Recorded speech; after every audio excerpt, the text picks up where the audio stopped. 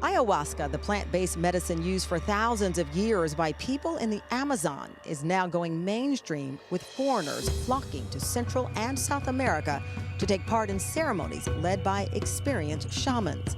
Brewed into a hallucinogenic tea, it's said the plant's psychoactive components have the potential to provide crucial therapeutic relief for people battling conditions such as depression, addiction, and PTSD.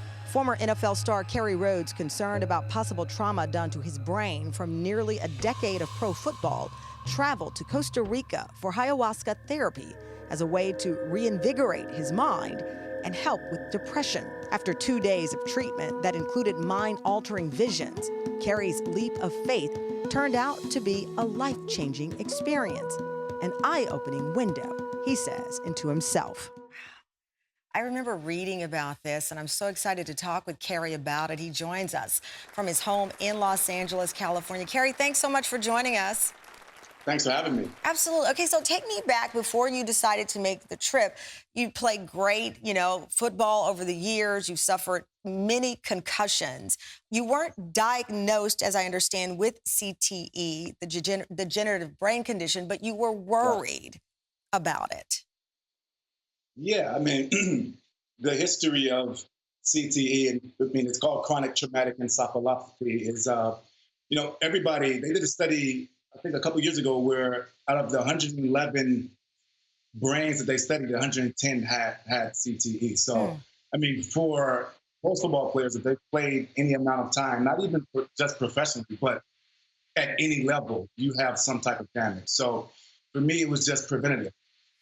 How did you learn about ayahuasca? I remember seeing again a picture of you, and all of a sudden they're saying, Kerry is in Costa Rica on a journey with a shaman. I'm like, what is going on with Kerry Rhodes? But as I read, I thought, wow, this is enlightening. But I can't imagine the first time being pitched this idea. Did you think, okay, this is a bridge too far? Yeah. The initial introduction of it was from two producer friends of mine. So Farzan Tusi, who actually directed the documentary, him and his wife at the time, they went to Costa Rica to Rhythmia, the place, and they went to go, have this drink, this brew, this tea, ayahuasca. And they went and they did it. And I remember them coming back and just being so much lighter and being, the energy around them was just so much more divine and so much more free, that I was interested in the initial thrust of what that brought to me. But also when they told me about actually going to try it myself, obviously I was a little apprehensive, but after I started doing the research and started to dive in myself, I saw that it had regenerative properties for the brain. And for me, obviously, with the way you led in with our conversation and the thoughts of, CTE being a real thing for me, that tidbit, that little push was the one that I needed to actually take that leap of faith. Wow. So that leap of faith leads you, on this flight. There you are. You're going to meet with a shaman. Was there a moment where you thought, okay, I need to turn around. This will never work? Or did you have any moments of skepticism? For sure. I mean, once I got there, I think the thing about athletes and me personally is once we commit to something, we commit to it. So I went in with full commitment. And I knew that for me to be the best version of myself and for me to ultimately connect to the person, the divine person that I am, and the person that I wanted to share to the world, I needed to commit. So I went in fully committed. But once I got there and landed into this jungle and saw these people around and these brews and rapé and all these things that I hadn't really been privy to. That was fear. Fear was there, and I was a little uncomfortable. But being around them and really understanding and being taught, all the things about it, and really being given pretty much an ayahuasca in a life 101 session with the best shaman in the world, Taita Juanito, it helped me out a lot. And this was more than just about drinking the tea. This was a whole ritual involved. We were watching there. Once you got to drinking the tea, which is a hallucinogenic, what were the effects on your brain that you felt, on your body? Yeah, I think the biggest thing with the brew, with ayahuasca, anything that you're using to kind of better yourself, right? It is a journey.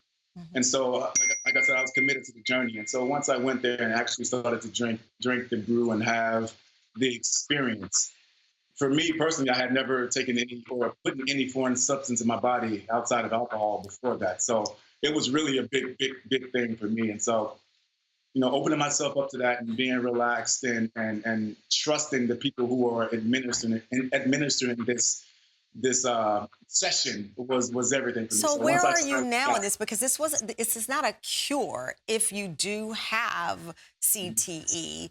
mhm. And I know that you've been open about mental health. How do you describe yourself now?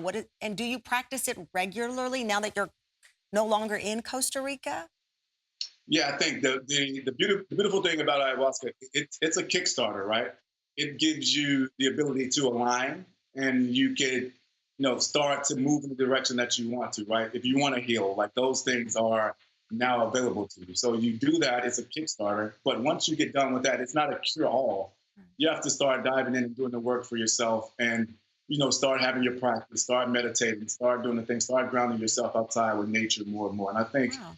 once you get that kind of boost from what it brings to your life, the rest is about the practice that you keep on after you get done.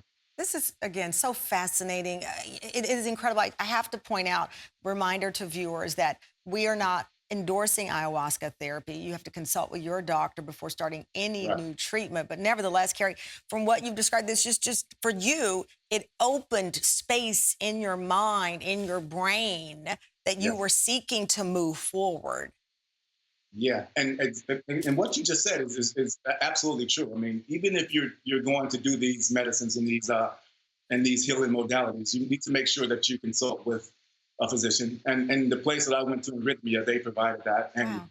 that we had doctors on standby and there, and making sure that you can even take part in these ceremonies. So I did all that. I did all the research. I went in the correct way, and I think the proper way to do it, and really have everything, all your ducks lined in a row, and then you go out and you go better yourself. And I think this world, we really need to seek and just have the information. Make this stuff, viable options for people, and let them know that And be able to there have the are better ways. conversations about it, which is what we're doing today. And I appreciate you joining us for part of it.